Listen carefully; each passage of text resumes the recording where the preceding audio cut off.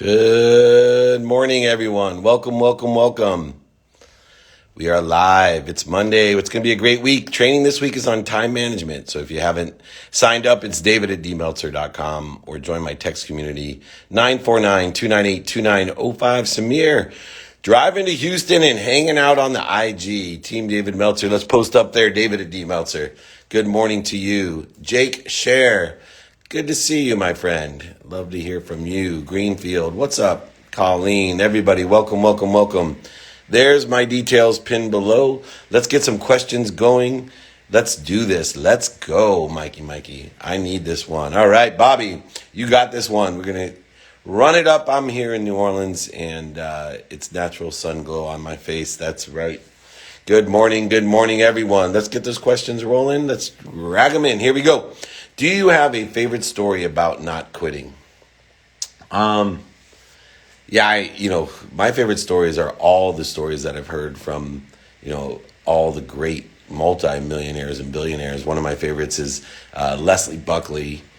He was down to his last $80,000, and he built a Spectrum in Europe. Ended up being on the cover of Fortune magazine.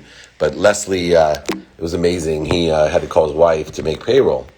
And he couldn't launch the Spectrum and, had to call his wife. They emptied the bank account, made his last payroll. And within 2 weeks, ended up realizing that he could finish up the Spectrum by using public facilities, police and fire stations to put their access points on, and ended up launching what was going to be one of the biggest networks there, Aircom, in Europe, and became a billionaire. But most people would have quit. In fact, 1% of the 1% don't quit.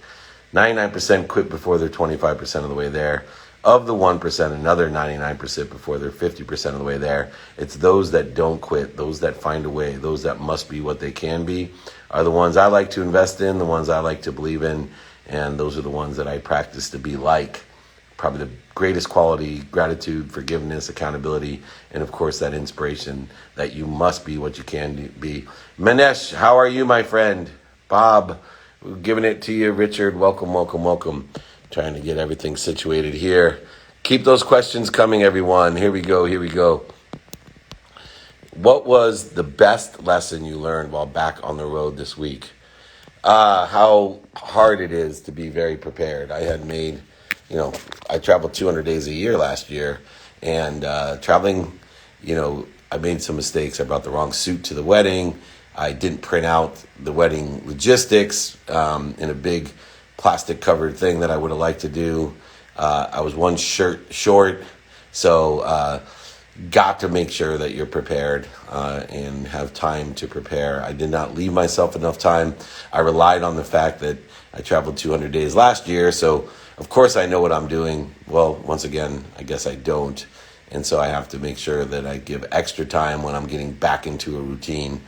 That was the lesson of traveling this week. A lot of mistakes, including time zone mistakes. So not only did I make the time zone, but I've created processes so that people can double check, triple check. But yet my Sunday yesterday was a disaster. I have a team captain for Sunday.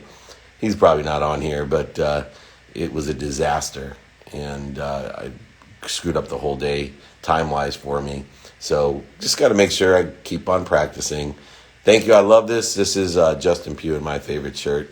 I sit on the board of the Rose Bowl and support the Rose Bowl.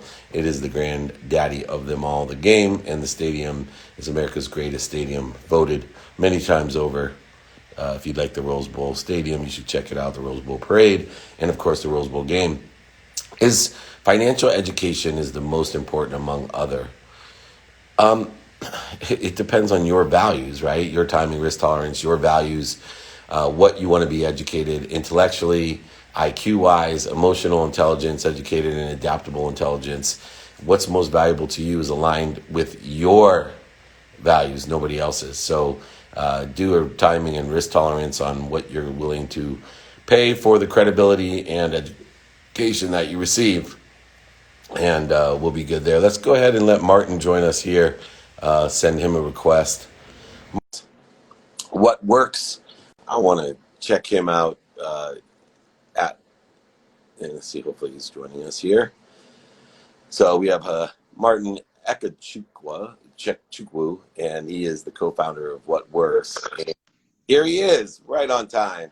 Hey, what's going on? How are you? I'm well. Very good. Really Thanks well. for joining me. I am so intrigued, the company of What Works, but more intrinsically, I love the six-step process. I'm a spiritual process guy. I'm an anomaly when it comes to the blend of energy and just plain hard work, organization, and processes.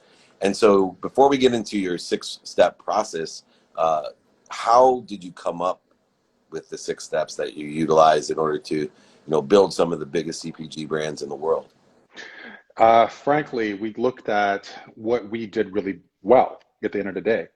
Ultimately it comes down from a foundation of what we thought our secret sauce was. Our secret sauce was really understanding consumer, understanding the climate, understanding culture. And when we kind of picked those things apart, we said, well, we can actually replicate a lot of these things for CPG brands, help them to grow. There's always a formula for success, right? And that formula for success ultimately can change by industry and by business and by brand, but they still have the basic intrinsic sort of foundation, which is understanding who you're talking to, understand the consumer, understand these pieces. And once you get everything kind of together, it all kind of, works out. So we weren't necessarily telling anybody something that was like mind blowing. We're just saying, oh, we've worked at a bunch of brands, done a bunch of really cool shit. So, we think this could work too. And it does. And I've subscribed to the same kind of KISS philosophy of keep it simple and stupid. I amaze myself when I get to the highly complex, deep thoughts that I have in quantum meta and regular physics and sit there and think I'm some type of extreme genius. And then people come up to me on the street and like, oh my gosh, thank you so much for changing my life. I say thank you before I go to bed. And I'm like, what the heck am I studying all this stuff for? I should just be teaching people simple gratitude because that's what works in life. Let's go through some of the process that you do have. And I'd like you, if possible, to equate it to how the size of changed over the years. You're extremely successful in building brands and communities, which is what brands are. But one of the things that I have found completely exciting is that I've built brands for, athletes, celebrities, charitable events, really big companies as well within the context of sports. And I thought the world was big until the last 3.5 years when I started building my own brand, trying to reach 4.4 billion people worldwide. And I'm still having a difficult time grasping the size, scope, and scale of what a brand can do if you create the right strength of the frequency spectrum and, of course, the clear message. What are the six steps in your process and how do they apply to the new scale that you're dealing with, especially with those large brands like Hawaiian Punch and 7-Up and Colt 45, some of my favorites? So a lot of things that we do ultimately boils down to ideation, really strong ideation with a really wide and diverse team. So we have music industry veterans, we have film veterans, we have writers, Emmy winners, Oscar winners. And so when we get all these people together, we kind of go into the baseline of the ideation process and say, what's something new and different we've not seen? What's a way to connect with people culturally? What's a way to leverage music to really push forward a particular message? And that ideation really starts out the entire process. Because once we get that process together and say, we're starting at a really wide funnel and we're going to narrow all the way down, it kind of helps us get there. Second piece, we like to figure out, what are our amplifying voices? So we leverage influencers to kind of push that particular piece out. And influencer can be continuously changing the definition, right? It could be someone with 1 million followers that doesn't do anything, or someone that's a particular football player, or someone that has other sort of aspects of their brand that's interesting. And music people, we use things that are culturally influential. So music and film for us is a really big connective tissue when it comes to pushing an idea forward. The second piece ultimately comes down to the production, creating high quality levels of production of content, because we shoot everything like we're shooting a commercial, a massive film. So we know that quality ultimately is received better than less quality. High quality is better received than less quality. So we focus on that. And we look at third-party platforms, anything that has a distribution platform that we feel makes sense to our ultimate consumer. We use BET, Viacom, CBS, Revolt. We use all of them, and we kind of leverage the brands and tell them, if you're trying to get a particular consumer, let's study the consumer, study the track of that consumer, study what connects with that consumer, and then push it out there. And then we optimize the content as much as possible. So everything from boosting, amplifying, advertising, finding ways to do promoted advertising, to do partnership handle advertising. We do a lot of that work. And then we measure the results and make sure we can replicate it. So it's a very interesting sort of cycle that we kind of go into, but it really works. It's like, but at the end of the day, we're a strategy company. We start off on creating strong strategy, leveraging ideation to truly push forward, something that's really impactful for the audience. And where out of those 6 steps in the process do you feel the number one biggest challenges exist, and two, most value is inherent within there? Where do you see those within? The biggest challenge for us comes into production. Not a lot of people have a ton of money for production anymore. People think that a lot of brands actually think, oh, it's iPhone 11, it does 4K. Just use that and just, be finished. But if you look at an iPhone 4K production, actually, a lot of stuff is available on YouTube. You're thinking, oh, using an iPhone. Yes, but they have like 30 people behind them creating that one commercial off of an iPhone. You still need an amazing sound guy, you still need amazing producers, still need amazing editors and everything else. And so it's not just, as simple as it used to be, and the quality is completely different. So that's the thing that people don't necessarily see it's harder to do with the production piece because of budgets. But the thing that we provide that has the most value, we think, is our brain trust, the ability to truly transition the kernel of an idea into something that really has an impact in consumers' minds. It's always that big gap. It's like everything, right? Everyone wants to be an entrepreneur, but you have an idea, but activating and execution is completely different. So we want to kind of make sure that we're able to kind of pull that through in a strong idea. So we really feel like our value at the end of the day is coming to the table with things you've never heard of before. Yeah, and I think I see the same thing. Is one, people discount great ideas Mm-hmm. because they can't execute on them. But in the end, those people that can execute, the subtle differences of success lies within the energy or frequency of that idea. And because that there's a blend between those nuances, your step 1 and 6, from ideation, which is critical because, you can execute on a shitty energy or terrible idea and it's going to go nowhere. People aren't going to remember the brand if you miss the mark. But what's changed the most in the 35 years that I've been working in branding people and companies and charities is the measurables. Mm-hmm. We were always guessing, even 10 years ago, Oh, yeah. we were guessing. And, it was great to be charismatic and a great salesman when you're guessing because you can create a perception of what's going on. And, in the branding and marketing game, I was an expert because I could sell. And I created a perception that the whole world knew Troy Aikman and MetRex. It was wonderful. But now I love the fact that not only can I sell it, but I have data behind it to say, look, this is exactly the spectrum that we reached. This is how long they stayed here. This is how many click-throughs, how many people purchased, whatever their objectives are. Aligning with the objectives of big companies, because there's a huge variance now within the context of working with big brands of the education curve, the learning curve, the expectation curve. How are you best facilitating from ideation to measurables to be able to align and provide the value you promise? What are some of the key KPIs that those big brands look at that you're measuring? We look at, one, we do a ton of research, first of all, with the consumer research, identify making sure that the audience we're going after actually exists within, their portfolio and the brands are kind of appropriately targeted. We look for ways to connect influencers and their insights with the audience metrics that the brand may have. So we bring value that way. But at the end of the day, I think that you actually kind of hit the nail on the head on this one, which is there's a massive level of salesmanship that actually goes into this. And there's a lot of belief that you have to kind of transition from your brain over to them so they can kind of feel it at the end of the day. And for us, when it comes to KPIs, we look at everything from, and we have actually a bunch of influencer scores that we leverage. We use Clear, we use every single Facebook metric you could possibly think of. But I will say, even those KPIs aren't exact, right? It's like, you ask yourself, okay, you say, let's use Troy Aikman, for example. Let's use Troy Aikman to push Doritos. Is Troy Aikman really influential with Doritos? There are some people that can say, yes, absolutely, he'll move the needle. Why will he move the needle? People listen to Troy Aikman. That's true. But will they listen to him about Doritos? Will his audience truly connect about Doritos? And it's always that particular, X factor we can't necessarily always answer. So that's why we use music. Because music for us is our connective tissue. Everyone connects to music. Everyone moves and dances and goes around. Everyone loves watching film and movies, and they love their favorite actors. So we use that. We don't necessarily even push Doritos anymore. We push the feeling of eating Doritos. We push the feeling of something. And when we kind of get that conversation in front of client, that's when they understand it. Because we're not talking about Doritos anymore. We're talking about the audience and their emotional connection to that particular artist, actor, athlete. And we say, we're going to people that are rabid fans of these people. We're going for the 20%, not the 80%. Because the 20% will impact everybody else. We're looking for people that will live, breathe, and will die for Troy Aikman.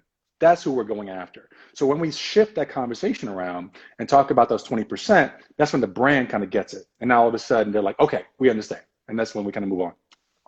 Yeah, and I love it because you guys are a classic example of what I teach for years and years is people buy on emotion for logical reasons, and music and movies are the most emotional of all connective tissue, as you stated. So I think you're a great example of how to be successful, but I think you also put the time, effort, and intellect into creating a vending machine. I think one of the great confidences that I know from the companies that work with you is they feel like you create a vending machine where they're very confident, hey, we put in $1, we're going to get out 5. Yeah. Right? And that's the gift that, this atmosphere that we've created today allows us to do. If, there's no guessing on the back end, we can see those dollars running through in a much more effective way. And them, even though we're still guessing because we're humans. But I'm on to the ambassador because I built my own brand utilizing your philosophies to build ambassador. I told, Vaynerchuk when I was helping him with the sports agency, I said, man, I just want 2 ambassadors a year. I'll be the most popular guy on the internet with my age when I'm 70. And he's kind of puzzled by that philosophy of exponential growth and acceleration, the 20% impact, the 80%. You sell through people, not to people, with energy and emotions. And that's what Works have been able to do in both a emotional, but also in a very pragmatic business sense to provide the value that you do. Hey, where can people find What Works? And Martin, where can they find you? I am at the handle at Martin Ekechukwu, MartinEkechukwu. I'm the very top of the screen here. You can find us at What Works, WHTWRKS. We're on Instagram, we're everywhere else. We're also literally just type in What Works into Google and you'll find all of us. So we're around, we're here. WHTWRKS. And I apologize, I wasn't going to butcher your name. So I have dear friends that I've been butchering their names for years. It's beautiful, but thank you for pronouncing your own last name for me. I appreciate it. Of course. Come back anytime. Take care. I will. Thanks, David. Thank you. Take care. Bye-bye. That's what business is about. What a great insight. If you're out there trying to build a brand, help build brand, or looking for a job, take those 6 steps and understand the process in order to effectuate great ideas. But don't discount the great ideas. These guys get great ideas, influence them, production, distribution, optimization, and of course, measurables. Those 6 things are critical to what the What Works process is, and you can check them out. All right, let's answer a few more questions. What a great day. What a great Monday. Friday's trainings on time management. I think the most critical of all the trainings I do is probably going to be one of the best trainings I've ever done. I've been researching it, all the plane rides I've been doing, and some great feedback and ideas to help in time management.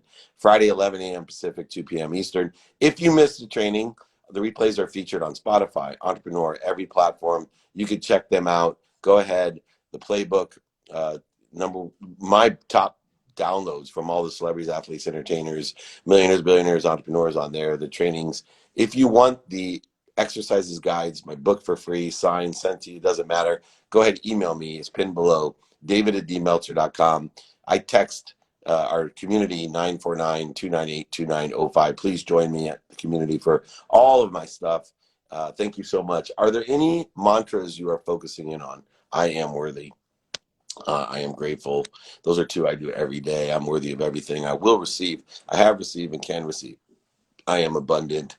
I am not afraid. I am effortless. Those are all great mantras. Every single day I utilize mantras, by the way, in my meditation. May God put at least 10 people in front of me that I can help is one of my prayers as well. That has changed my life, to allow life to come through me, not for me or to me like a victim. What is your biggest fear that you beated or still beating? Something happening to the people I love, and I'm still defeating it. I'm practicing all the practice to end fear, but it has gone from months, years, weeks, down to moments and minutes. I am practicing to get back to center, to peace, to happiness, to joy in moments and minutes, not days, weeks, months, and years. I've wasted too much time, energy, and emotion. I've wasted too much time, resource, and money on the fear factor of the need to be right, offended, separate, inferior, superior, anxious, frustrated, guilty, all of those separate, all these feelings have wasted so much of my life. I'm just getting back to center in minutes and moments so that I could be more efficient, effective, and statistically successful and receiving more that comes through me with appreciation to come to others. Take that. Bam. All right, let's answer some more questions. On a roll. Here we go. What is something that you keep receiving a no for, and has your ego interfered your desire to keep from quitting, I guess? Um, I still receive a no for the need, like I just offended or resentful. Um, on a bigger scale, I keep getting, feedback that people that I attract into my life are, overselling, lying, manipulating, cheating. And they're people that I consider to be family, they're people that I care a lot about. And so I'm looking within myself to see at what level or measure that I'm lying, cheating, overselling, back end selling people, to see why I'm finding that in my own life.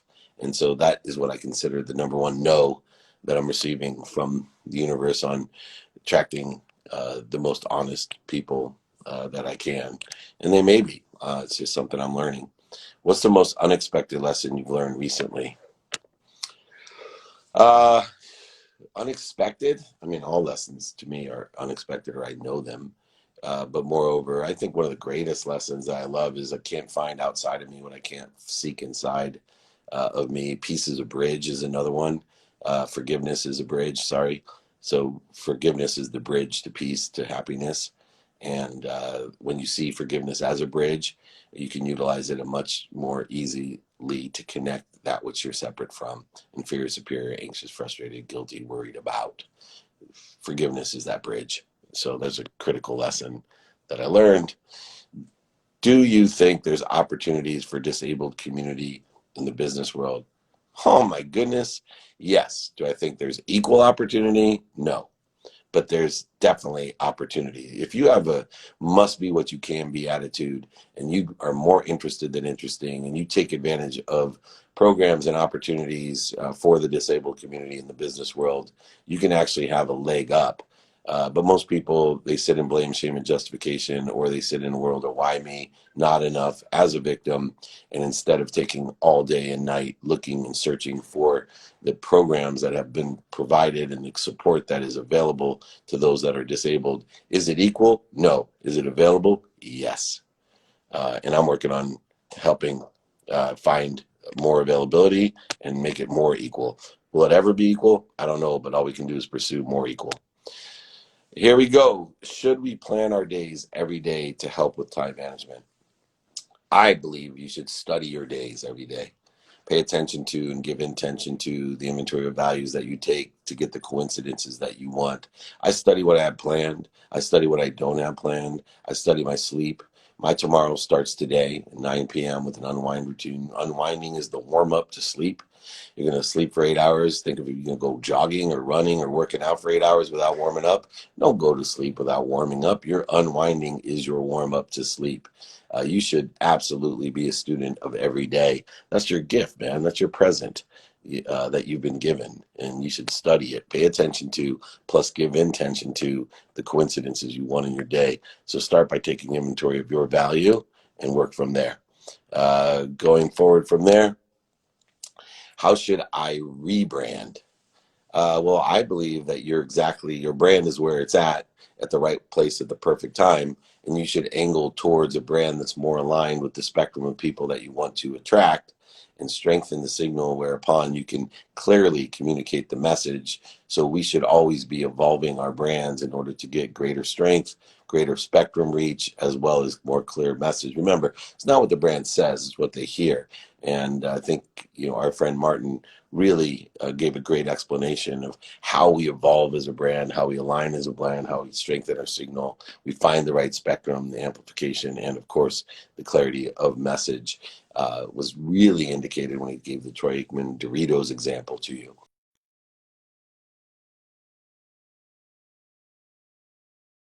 I go offline, Justin? That's so weird. Um, can anybody call Justin Pugh and ask him what's the matter and then text me? He just called me during IG Live. Did I go offline? Uh, Give me a thumbs up if I'm online. There are so many books I want to read, but I just can't focus. After a page or two, I end up putting the book down. Well, just read a couple pages a day. That'll work. Um, Anyways, I think I may have gone offline. Is that all right? I am